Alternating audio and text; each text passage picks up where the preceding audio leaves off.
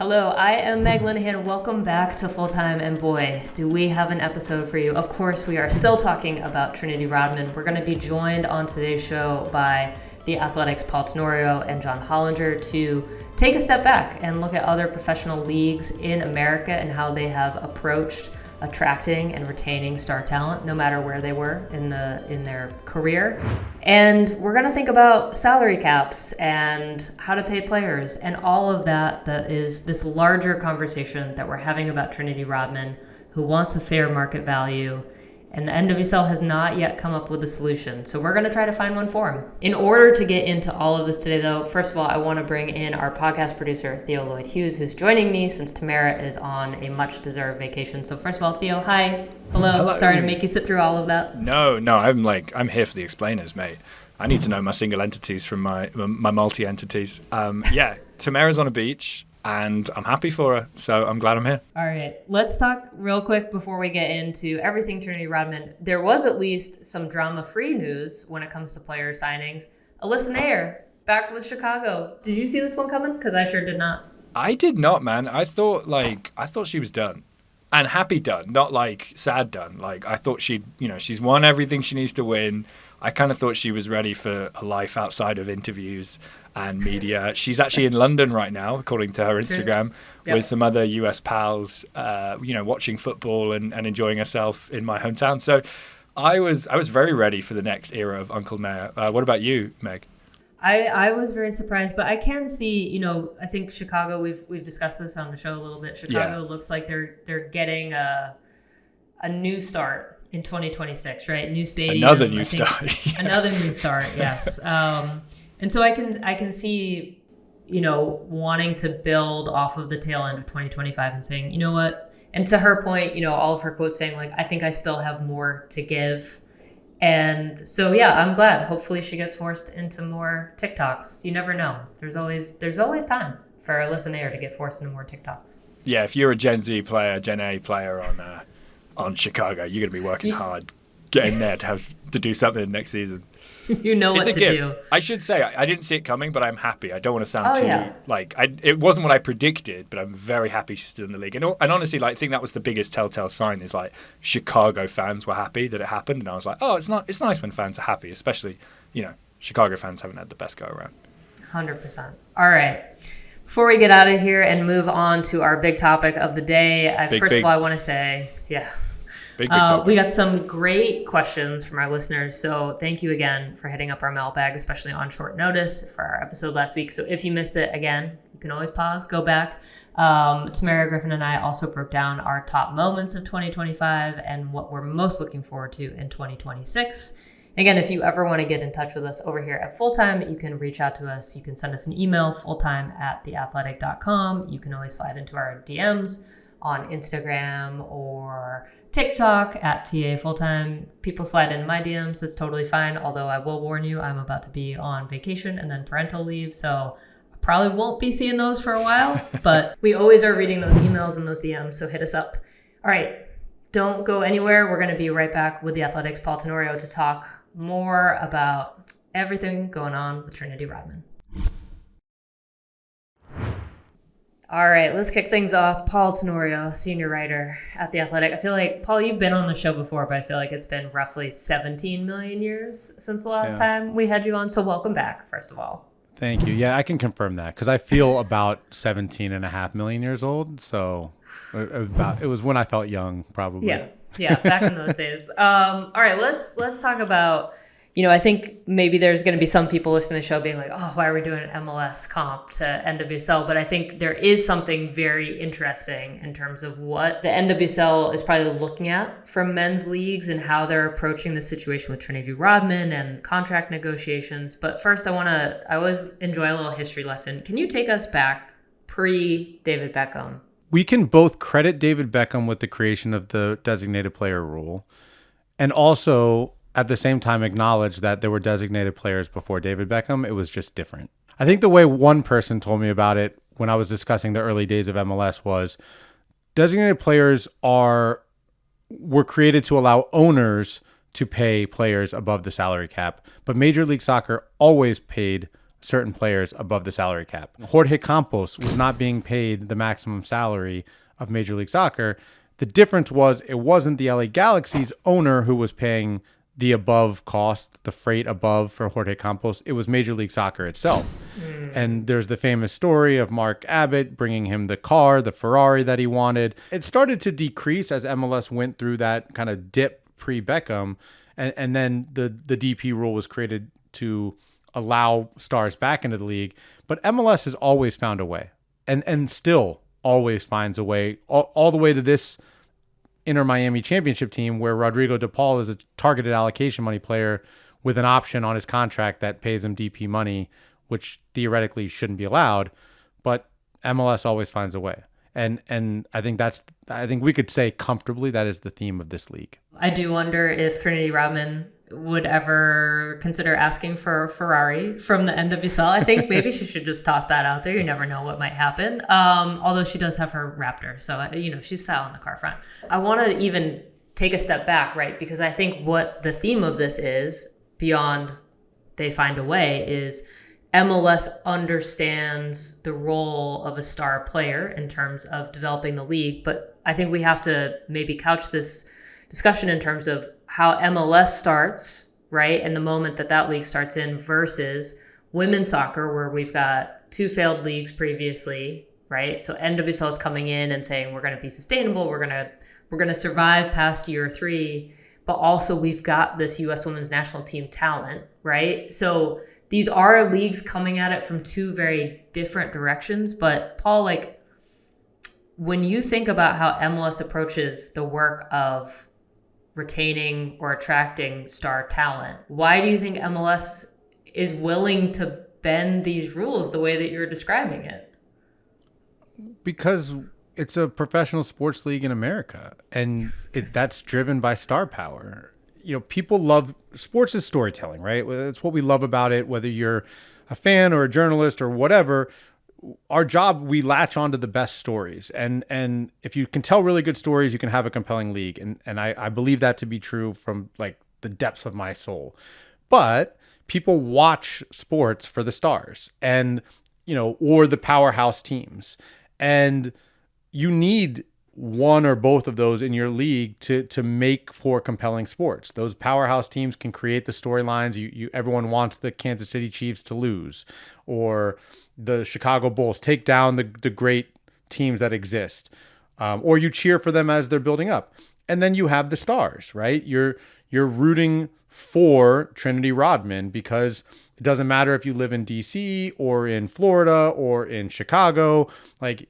She's awesome. I want to tune in to see what she's going to do next. And we can take that all the way to the extremes. The highest level examples of that are Tiger Woods and Caitlin Clark and Leo Messi. It doesn't matter where they are, who they're playing for. People tune in to watch them. And, I agree with what you said earlier in that the NWSL and MLS are in 2 very different positions. I just finished a book that comes out in June about MLS, and it's got this existential problem of needing to do 2 things at once. One is to increase the quality of play so that the gap between it and the top leagues in the world is smaller. And the other is to drive relevance and build a bigger audience. And to get there are 2 different things. They need to spend more money and spend it better to make the quality of play better. And then they need to go get star players to bring audience in. The NWSL already has the best or one of the best leagues in the world. The quality of play is not a problem in the NWSL. So where should the focus be on building audience? It should be on bringing in and retaining stars to create that product where people tune in to see a player or players and then say, oh, this is a really great product. This is really high quality. I'm sticking around. And so I think MLS has a lot more building to do on 2 fronts, whereas NWSL has the kind of base that you want, which is to be able to say, we are the best in the world. Okay, now you back it up by saying we have the best players in the world.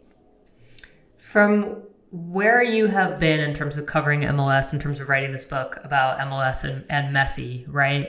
I think Messi is such an interesting example. Can you, for folks who I'm sure everybody has followed this to some extent because it's impossible to escape it, but when MLS was trying to figure out, okay, can we get Messi here, right?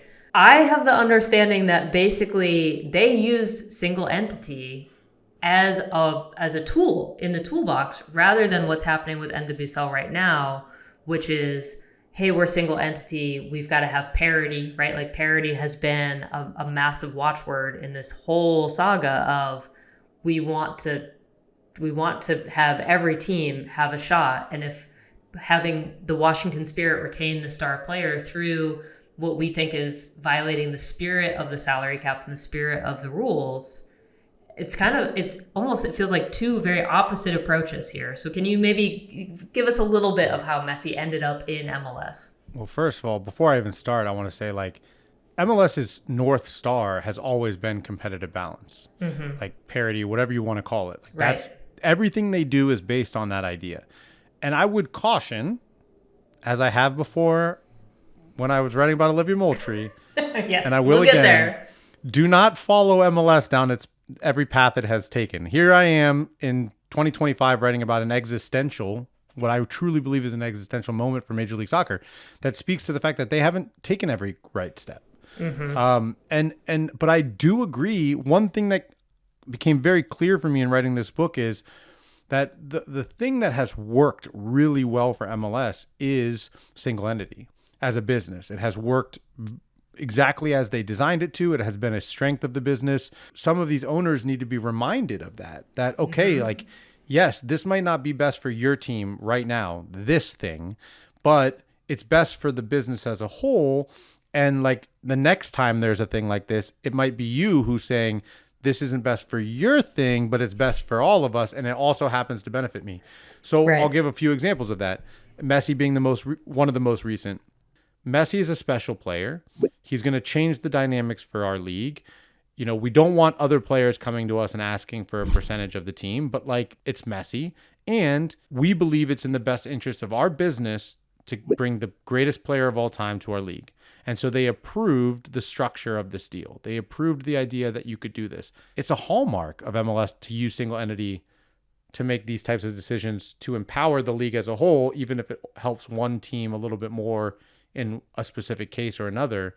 And yeah, when I look at this Trinity Rodman situation, that's what I find odd about it, is that it's like it's weaponizing single entity for the exact opposite cause of saying like we're going to use single entity as a reason to block something that might be in the best interest of our league's popularity and watchability, but like too many owners think it hurts their like singular local business or whatever the argument might be. Like that's not single entity. That's acting on behalf of multiple individuals, not on behalf of the business as a single entity. I feel like you already answered my next question, which was what is your read, right, of what this might say about the NWSL Board of Governors? Because I think that has been one of the real conversation points of, you know, Jessica Berman is the one that ultimately is saying, no, we're going to veto this contract because as the single entity business, like players sign their contracts with the league. So she's able to be involved in negotiations, right? It's the Spirit and the league are having these conversations at the same time.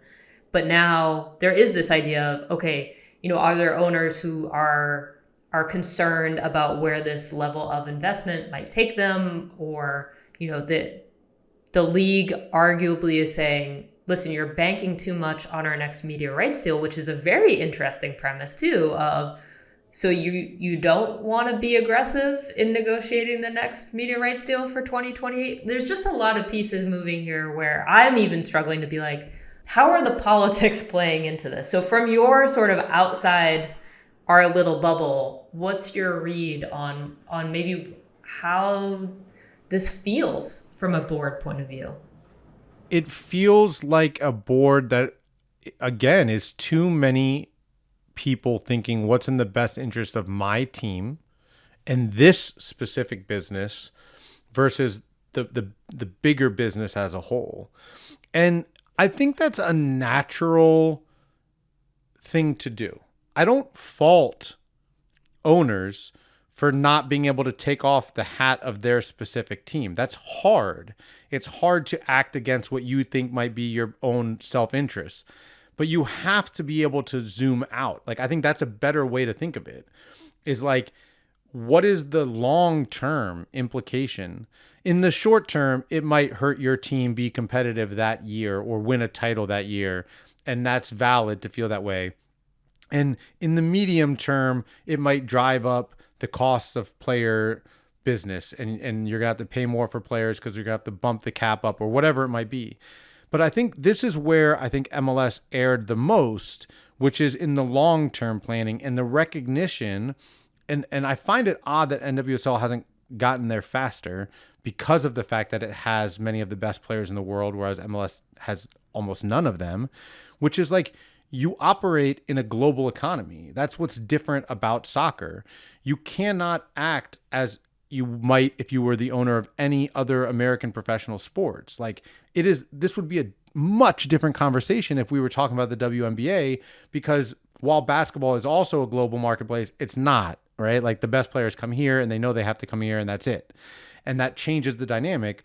In MLS, it's like a bunch of those owners are NFL owners. It's not the same thing. The Right. NFL has a monopoly on that. Yeah. So that would be my warning from the outside, is like, I see some of these same tendencies of not recognizing the global economy of soccer and how quickly you can lose ground against those leagues that are operating in Europe that care less, by the way, about making money and, and operate on the same long-term horizons that the U.S. sports leagues do. Like, it's a generational play. And so they can say, like, we see this investment paying off way, way, way down the road.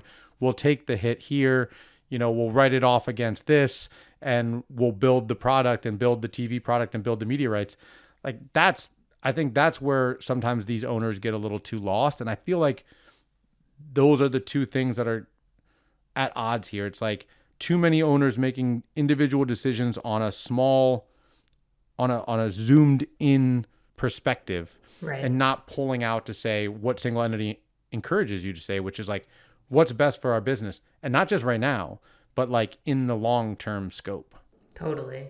All right, let's go back to Olivia Moultrie. I've got one other one for you after this, but Olivia Moultrie, this was something that we covered together, right? Because there were implications across both the world of NWSL and MLS, especially when it comes to single entity. But going back, I went back and reread that preliminary injunction from the judge, which really pokes holes in the single entity concept for NWSL. But, revisiting that, do you think that there's a lesson there for NWSL in terms of,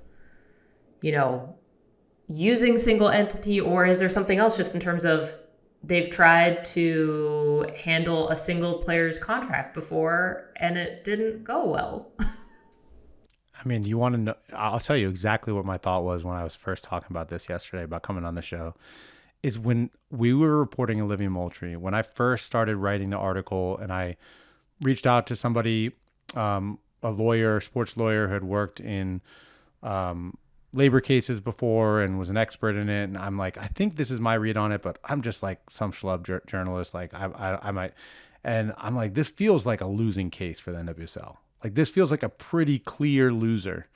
And this professor was like, yeah, like, they're going to lose this case. Like, this is like the exception that, Claret was like almost all the way there, and it wasn't because of the CBA. And like, there wasn't a CBA at the time for NWSL. So Right. like, there was like clearly like they're going to lose this case. Like, Right. And you and I were talking about it as we kept reporting it, and we kept being like, they're going to lose this case. Like, how much money are they throwing at this court case that it's very clear that they're going to lose? Like, from that very first preliminary injunction all the way through, the writing was on the wall. And she, like, the when you went back and read it, like, the decision is trying to say, like, you are going to lose this Yes. case, Yeah. and they kept going. And so this feels the same. It's like, I don't know whether Trinity Rodman will stay or not. I don't know whether Washington will get this contract done or not. But I know that from my feeling from the outside, the feeling I have on the inside is the same, which is this is a loser of a position for NWSL.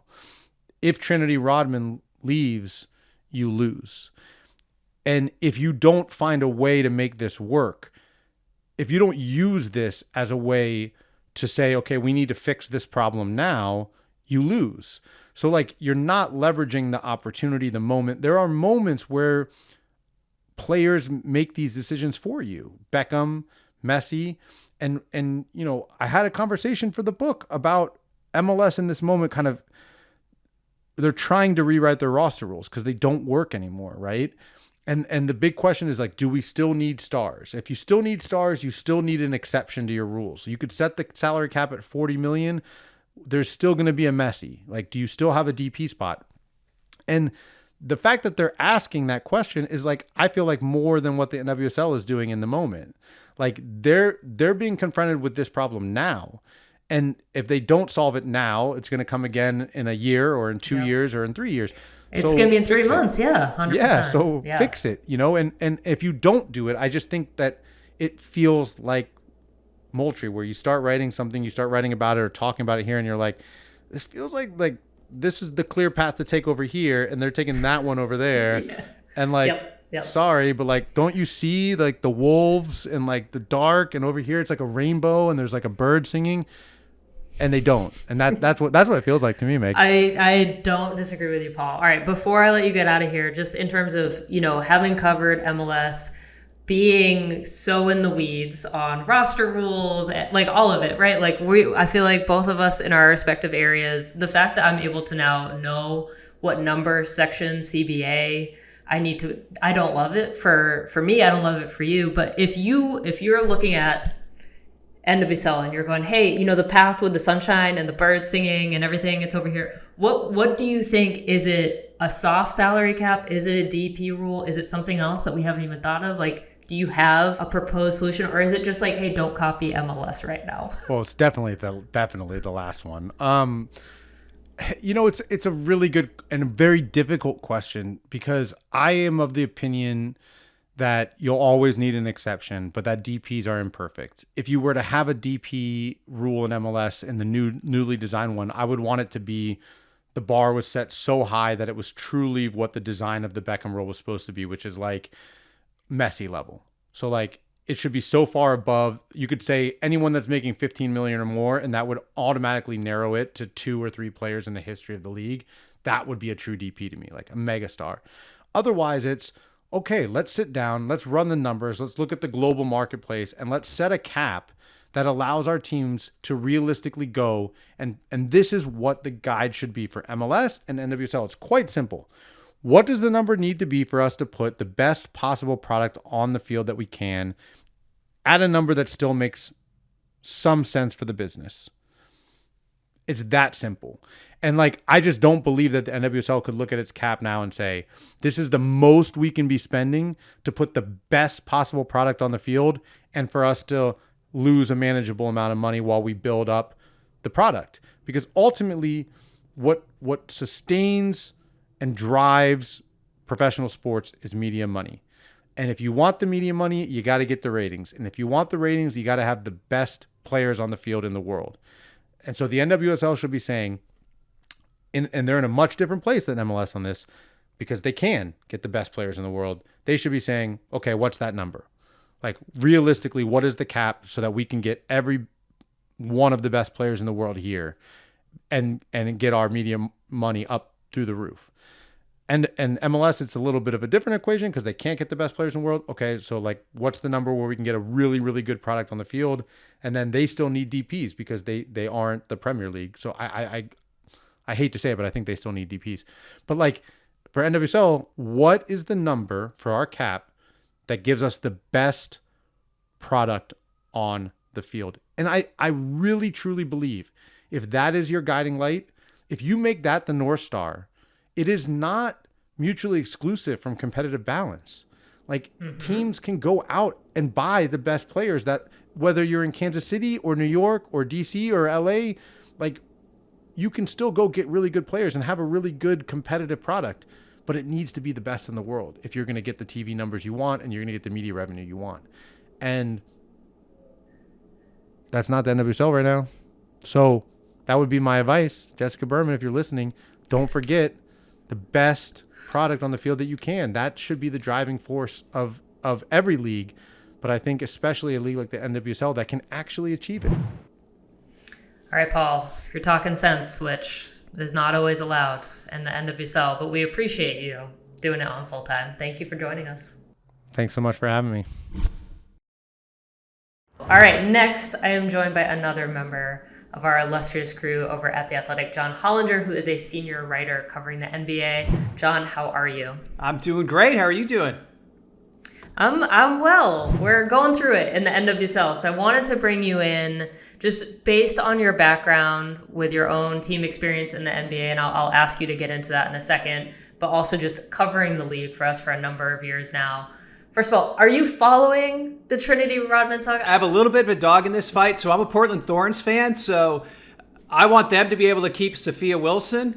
And so Trinity's the big story right now, but Sophia's kind of on deck. So I'm kind of watching this. I figured. I knew when we were reaching out to you, I was like, he's a Portland guy. I know he's got his eye on this. Can you maybe sum up, folks who don't know your background, just your own experience within the NBA before you came over to us at The Athletic? Yeah, sure. I was the vice president of basketball operations for the Memphis Grizzlies for 7 years.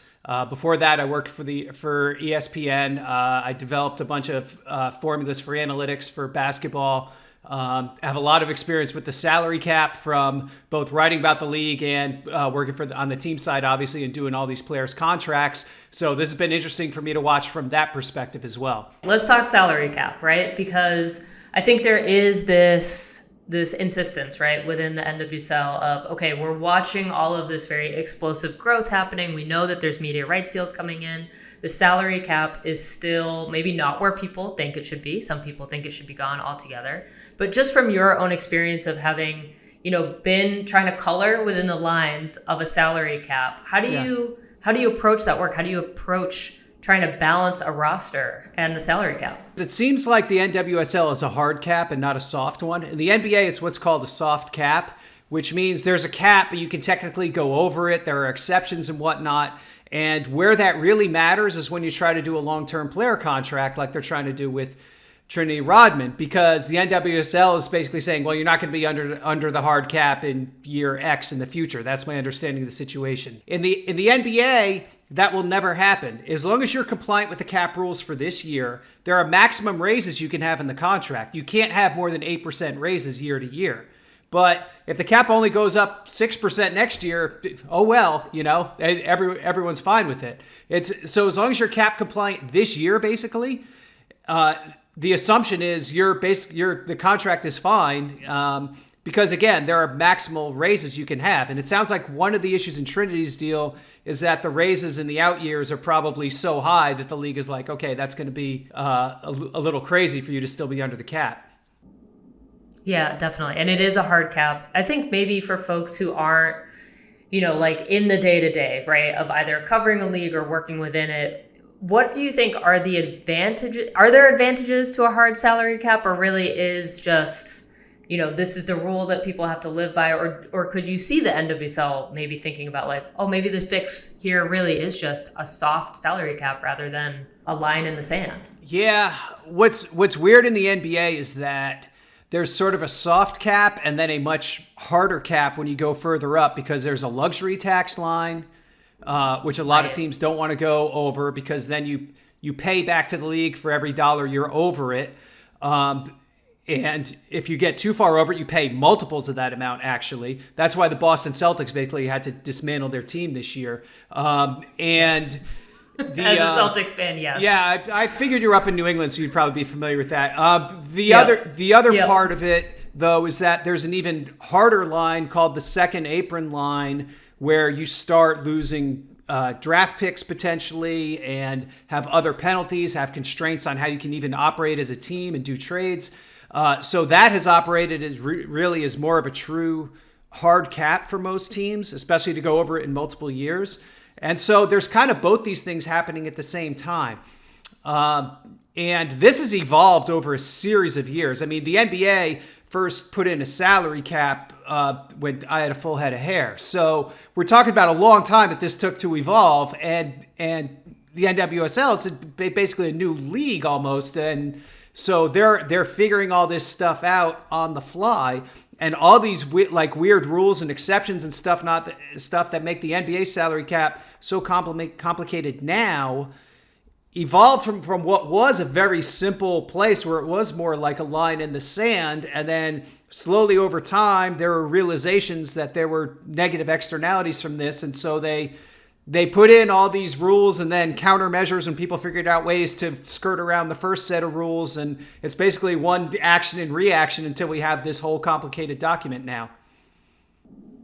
Got it. All right. Let's talk about how to retain a star player, right? Because I think, even if you're casually following the NBA, I think people are following the contracts of, Steph Curry or LeBron. What is interesting is Trinity Rodman is obviously at the start of her career, essentially. Like, I know she's been around for a number of years. I mean, Sophia Wilson, even to some extent too, is still like very much in the prime of her career. This is not necessarily someone who's earning max is because they've been around so long. When you're looking at it from your sort of basketball point of view, I mean, how important is it for the NWSL to think about how to retain star players in the prime of their careers, and how has the NBA maybe approached that differently because they've got a little bit more wiggle room? Well, the biggest difference in the NBA is that they are never going to get outbid by Paris Saint-Germain or Chelsea for a player. Fair. So they have more money than any of the overseas leagues, even like Real Madrid or FC Barcelona or somebody. They might outbid you for the 12th guy in your roster. But we were never getting outbid by Barcelona for Marc Gasol. That had no chance of ever happening. We were able to pay him 10 times as much as Barcelona could even have fathomed paying him in the best case scenario. So I think because of that, it's a very different situation. There's not the existential risk to the league of losing your best players to another league. And I think that's a real issue it's an issue for MLS too, but I think it's a bigger issue for NWSL because they have actually had the best players in the world in their league, which MLS basically, other than aging Messi, has never had. I want to ask you to maybe another sort of existential question about parity, because that has been such a discussion and such a theme of the comments from NWSL Commissioner Jessica Berman, the league itself, right? Like, parity is the league's superpower. And with the NBA, I wouldn't say that's, maybe like a top 3 thing, but how much do you rate that about the NWSL from the outside looking in? And is that a thing, like when you're thinking about a league like the NBA, is that something that the NBA cares about? It is something that the NBA cares about because the owners care about it, especially the owners who do not have Steph Curry or LeBron James on their team. So they want to know that they can have a fighting chance somehow. And that's one of the ways all these salary cap rules came in. One of the reasons that luxury tax and tax aprons are so much steeper now is because the other owners felt that Steve Ballmer with the Clippers and Joe Lacob with the Warriors were just shooting money out of fire hose, and that they were trying to beat them that way. So the commissioner of any sports league is basically working for the owners while also managing the owners. It's a very odd situation. And so I'm sure she's under pressure from the other owners to make sure that there is parity and to make sure that the costs of operating their teams don't get out of hand in order to try to maintain that parity. And so it's a very difficult line that she's trying to walk here. So I can sympathize with that. But man, I also the thing I think about though from a league-wide perspective, like you can't lose Trinity Rodman. Like that's the thing I get back to. Like, what is the value of Trinity Rodman to that league, no matter what, no matter where she is? And I just don't think that's something you can lose over. From what I understand, is not like a massive financial difference between what Washington can pay her and what these other teams overseas can pay her. Right. Yeah, that is in theory. And that is where I wanted to end this with you, John, because when I think about, the NBA is such a player-driven, like, marketing sort of premise, right? Like, you have big name players, people follow those players first and then teams second in general, right? Like, at least from a casual viewership point of view, people know where players are playing rather than, I grew up a Boston Celtics fan, but that's not necessarily the case for this next generation. And Trinity Rodman has kind of surpassed the reach of the league as well. So do you think there are lessons for the NWSL to look at the NBA in terms of that player-driven news cycle, right? And the fact that, this is breaking containment. you brought up the perfect example. The very first exception to the hard salary cap was the Larry Bird exception, which was created when the league realized that the Celtics were not going to be able to keep Larry Bird, and that was going to be a real problem just for the league in general. And as somebody who grew up a Bird fan but has no real attachment to the Boston Celtics, I find that whole discussion, extremely relatable. So I do wonder if that's one of the next steps is sort of the Trinity Rodman / Sophia Wilson exception or whatever to the NWSL salary cap, that if you're, this level of all-star or whatever, that there are different set of rules and we can find a little more money under the couch cushions to pay you. Yeah, 100%. All right, John, I definitely appreciate it. Thank you for the Larry Bird shout out. That was definitely also my favorite player for so long. I was lucky enough to get to watch him live as a youngster. So appreciate where you took us, and thank you so much for your expertise. Well, thanks for having me on the show. Well, Meg. You and me again after some really good bubble bursting conversations with Paul Tenorio and John Hollinger. Thanks for coming on the show, lads. Meg, we've heard a lot about the funny old world of MLS and the funny old world of American sports. What do you feel like we learned from those conversations? What are your kind of instant reactions?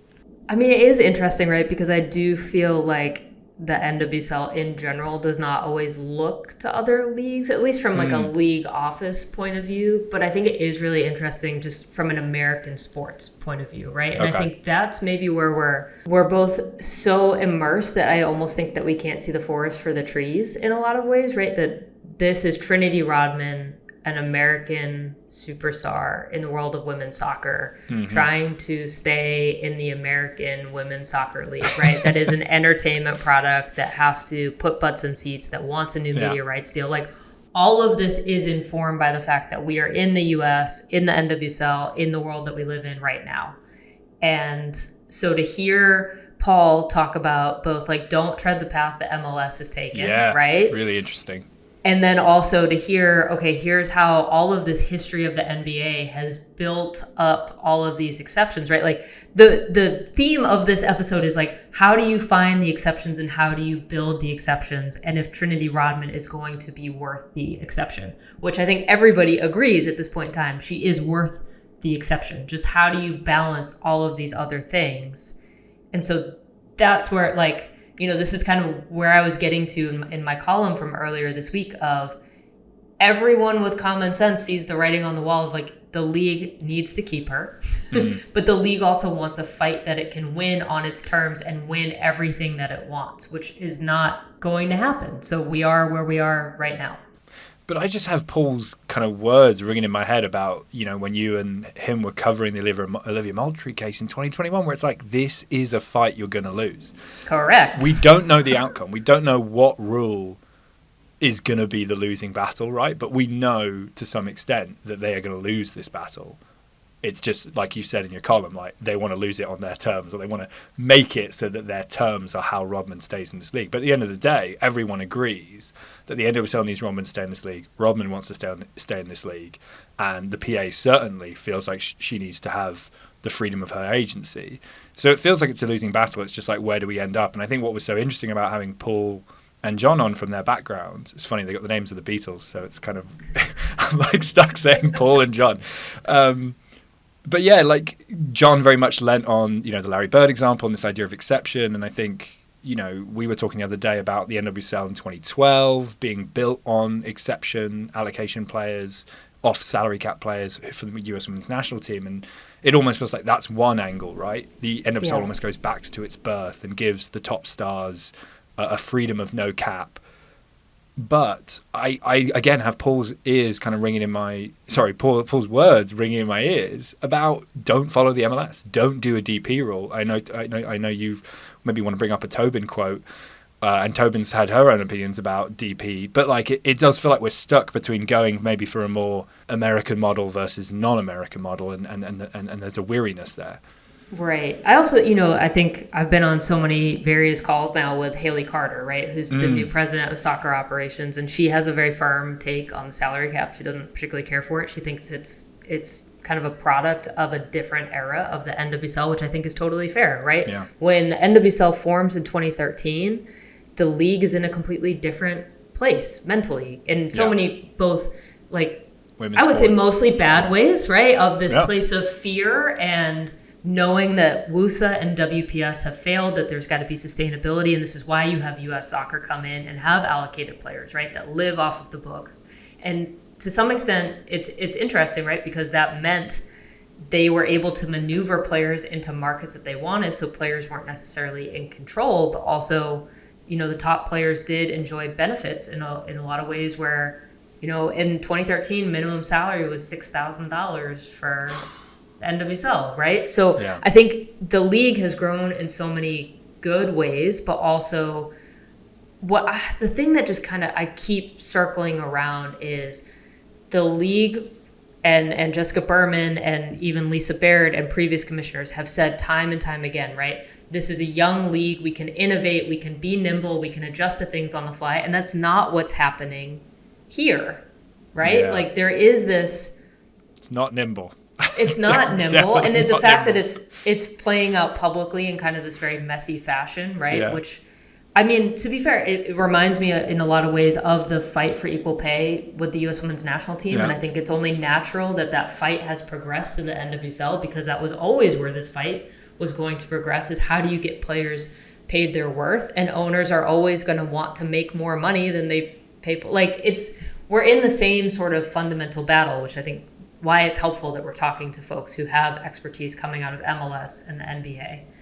But at the same time, at the heart of this is Trinity Rodman, who has to figure out what she wants. And generally, It seems like she wants to stay in the NWSL, right? And I do, like, let's swing back around to Tobin, because being in the room for Tobin Heath recording the recap show, A Touch More with Megan Rapinoe and Sue Bird alongside Kristen Press.